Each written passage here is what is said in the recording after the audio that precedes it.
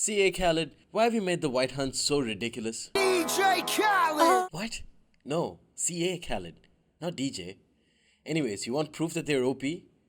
Okay, how about they have a horse archer that has a 70% missile block chance? Another one. Okay, how about a cheap ass cavalry unit that has cavalry counter tactics? Like, what sense does that make? Another one. Ugh, okay. How about adding the entire Hunnic roster and 2 fucking awesome spear units and a sword unit and then calling that the White Huns? I mean, what do you even have to say for yourself? We the best, we the best, we the best! Another one. What's up guys, Blademaster here, going to be bringing you a Total War Attila online battle. This is one of the few online battles that I think I'll be bringing you in the near future, which is in the Attila base game. I don't want to call it the Attila base game anymore, I'll just call it Attila and call Charlemagne, Age of Charlemagne factions as just Charlemagne multiplayer. This is a battle that I fought against Duck from the Agony clan, Agony Duck. He must, must be familiar. You guys must be familiar with him. Very popular, very big name in the multiplayer scene. He's helped CA a lot in at least Total War Arena and patching out and helping them out in patching Arena. I wish they did.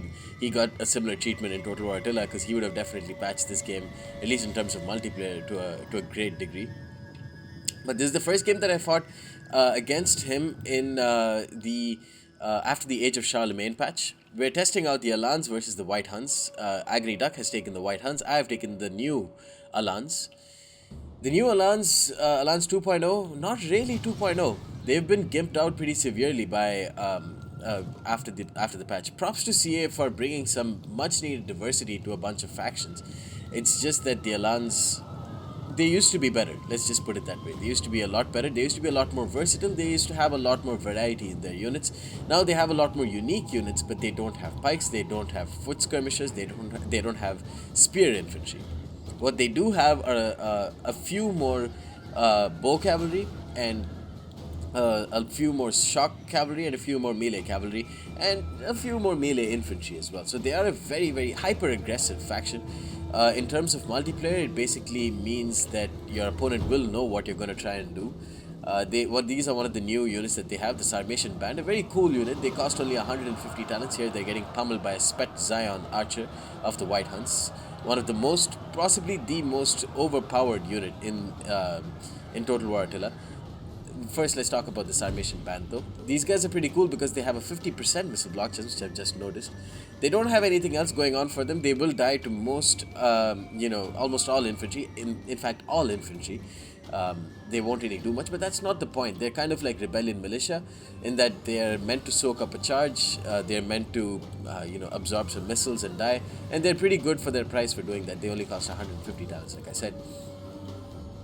Here you can see the Heptalite charges, one of the probably the second most overpowered unit, coming into contact with my best unit, the Sarmatian Cataphract Lancers. Now the biggest problem with the Heptalite charges is that you need to turn on cavalry counter tactics, and even that doesn't protect them because they are not very, they're not tanky units at all. They have 225 health, which is okay, but very shit armor. And if they don't turn on cavalry counter tactics against a unit that is as powerful as a Sarmatian Cataphract Lancer, they won't really do much.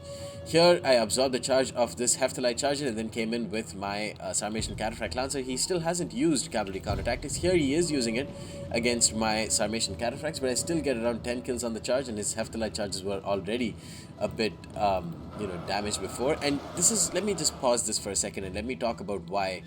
Let me give more ammunition as to why the White Huns are so incredibly powerful. You might criticize me later on in this video, and you know what, granted, that's fine, I accept that. But first of all, let's talk about Agony Duck's army. He's brought only spear infantry, 4 bow cavalry, and 4 Heptalite charges, some of whom are already dead.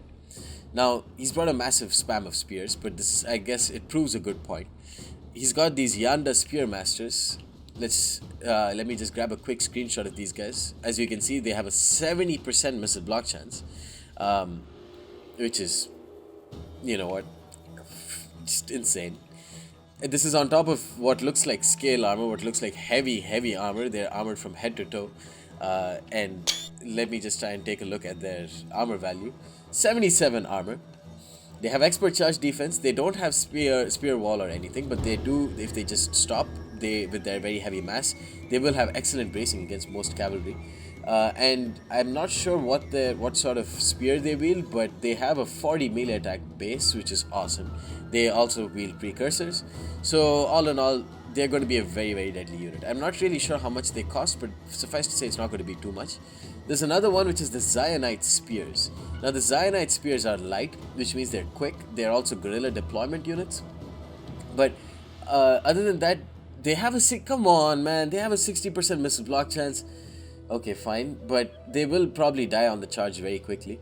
You can see they've got 28 kills on my Agathosai warriors because I think Agni Duck braced, and that meant their expert charge defense was activated. And on top of that, they have an excellent melee attack of 58 anyways, and they're not very costly units at the end of the day. So they are actually very, very strong units. I would kind of call them overpowered, but I'm not really all that. Even I don't have the nuts to call a spear unit in Attila overpowered just yet. Talking about my units, I've got Sarmatian Cataphracts and I've got Sarmatian Cataphract Lancers. These are one of my favorite units. I think they're very good, very expensive, but very powerful. It's not. I think CA has done a good job on the Sarmatian Cataphract Lancers. 80 armor. They looks like they have a 50% missile block chance shield. They have 260 charge bonus. They have frenzied charge. They scare units. They're all in all an excellent unit. They have a 20 attack against cavalry, but they also cost a fuck ton of money. And basically, you're going to need in the Alans 2.0, the Gimp Alans, they need very, very powerful cavalry to make up for the severe lack of versatility that they have now. They also have the Alani Swordsmen, which are cool. Alani Swordsmen are 300 talents. They're very, very cost-effective units. The only big problem with them is that they have a 25% missile block chance. But other than that, they're very good. They also have rapid advance, which is very interesting. Let me talk a little bit. I've actually talked about the Spet Zion Archers earlier, and here they are firing in. Spet Zion Archers, let me just take a quick screenshot to give you guys a bit of eye candy as well. Oh, wow, these guys look fucking awesome. Oh, I never even noticed that. Oh, shit. Give me a screenshot. I don't even know what he's holding. Is that an arrow that he's supposed to be holding? I don't know, but these guys look fucking awesome. They cost a fair bit of money, but they really are one of those units that you can afford to bring. They're one of those bow cavalry that you can afford to spend even 800, 900 talents on, because they don't have any weaknesses. They literally don't have any weakness. They have a 70% missile block chance, 75 armor, 224 health, excellent speed, good range. They probably don't have good melee stats. I hope they don't have good melee stats. Here you can see my Alani Swordsman finishing off one of the Heptalite charges. My Agathosai warriors here dying to Zionite Spears. And here this Sarmatian warband that I had losing to the Yanda Spearmasters and then getting destroyed by a rear charge from the enemy Yanda Spearmasters. 23 charge bonus for the spears is pretty decent. Here who are these guys? Yanda Spearmasters swarming up against Alani Swordsmen. These Yandas braced for the impact, I think, but the noble step, Sarmatian Cataphract Lancers, just very, very devastating units. Destroy a lot of the Yandas, but they do have rapid advance and they have steady, which increases their morale. Here I'm trying to get a kind of a flank charge with these Sarmatian Cataphracts onto these engaged Zionite Spears and Yandas. I believe they're all step levy and Yandas. So many precursor javelins being flung, killing off a lot of my Sarmatian Cataphracts, and I can't really do anything with my Alani mounted bows, who are an actually very cool unit because they're very cheap. They have Parthian shot. They have 45 missile damage. They don't have the elite Hunnic missile damage javelins. On the far side, I got a clean charge with my Sarmatian Cataphracts against his Kindred of the Sun. I'm not sure how much these guys cost, but they are an absolutely devastating unit. They have 3750 melee attack, melee damage, 285 health, 60 armor. All in all, absolutely excellent unit. They also wield precursors. I'm not sure if they are the bows or if they are actually the javelins. Bit of miss micro there. My Sarmatian Cataphract Lancers actually get a second charge on the Yandas, but the Yandas are going to kill them off very quickly now. Yandas probably not the most cost effective. I wouldn't say they're OP. I would say the Zionite Spears are OP because they have cavalry counter tactics. Like, they're light, I don't know. Both of them are just incredibly powerful.